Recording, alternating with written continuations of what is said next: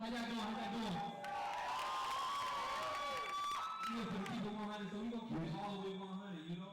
We two convicted fellas that God changed, and we here, you know, doing what God called us to do. What's up, everybody at home? It's Ryan Nelson, and I'm coming to you live from Lauderhill, Florida, with Miami's very own Surf Gang. Guys, introduce yourselves to the audience. Geek. And I go by Wolf, but this is Surf Gang on everything. Okay, now I gotta ask, how did you two even link up? Who wants to take that?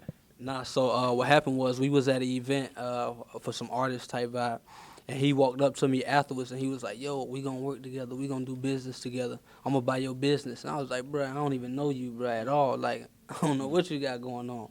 Somehow 4 months later, we ended up merging companies and then starting to do music maybe like 6-7 months after that. Okay, and what was the first project that you guys came out with? We got a project called Surf Gang, self-entitled EP that we released for free to the people or whatever, and that's the first project we got. We did, he wasn't even a rapper when I met him. We did a song called Bang This. We dropped it, and it caught like fire in the Christian hip-hop community, so it was like, yo, if it ain't broke, don't fix it, and like, let's go. Absolutely. So if you weren't rapping, what were you doing? I was doing like graphic design. I was doing promotion. I used to do like promotion for like DJ Khaled, stuff like that. Street team, organizing street teams and stuff like that. Okay, so if you ever got your music to Khaled, what do you think he would say about the message? I mean, I don't think it's more the music. I just think it's the grind, you know? People think it's just all about the music, but it's like him seeing it. Once he see our face all over the city, then it'd be what's up. You know, he might come holler at me. Right. So that's how it works. And being a local artist, you know, from South Florida, what do you think about guys like Kodak Black and Coleon that are also coming up with you guys? I mean, I think it's kind of dope to see what like how people can make it out of their current situations. A lot of us come from different backgrounds, but it's a struggle, you know. So it's dope, even though we may not agree with the message they come with, but it's good to see people make it out that struggle, you know. Right. And hearing your guys' message, especially in songs like "Running" and your other hit singles, where did the inspiration come from?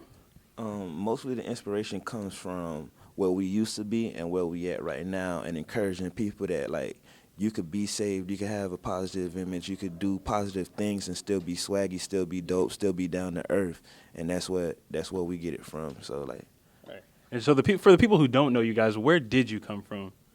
What's your testimony? Well, my testimony, basically, I got a record for a federal felony for credit card fraud. And I was going down for about 7 to 11 years or whatever, and I just seen how God was moving the judge out and bringing in a lady who had a son my age and different things of that nature, bringing that into the situation, and it ended up going from 11 years, 7 years to 5 years probation and 6 months house arrest. So that's where I'm coming from for the most part, and now I'm here with Jesus, so, you know, yeah. So what about yourself? I mean, I just feel like throughout my whole life, I just been abusing grace, like knowing who God was. Knowing he was the head of my life, but I just was kind of rebellious about that and did what I wanted. But it got to a point where I knew, like, man, I'm messing up too much. God, grace running out. And I got to a point where somebody put money on my head. You know, it had a hit on my head. And I just laid down and gave my life to God. I left the streets, basically like 3 felonies. So it was hard to get a job, started my own business. And that's kind of how, you know, once that evolved, that's kind of how we met through that business situation. And for my last question, when you guys are having team meetings and stuff like that, and you're talking about future goals, what's the biggest goal for Surf Gang? Like, when you guys get together, it's like, man, I can't wait for us to headline Coachella or something like that. What? It's not so much more of like, I want to do this event, I want to do that, I want to do this. It's more about we can't wait till we get to that place where we have influence and we can encourage people that this is the way to go.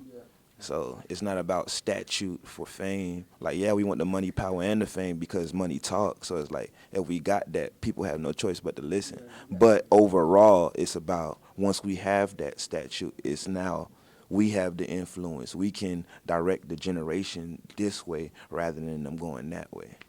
Okay. Anything else you guys like to say? Nah, man, we just thankful to be here, man. Rocking out the stage, and that's what it is. There you have it. Surf Gang, ladies and gentlemen.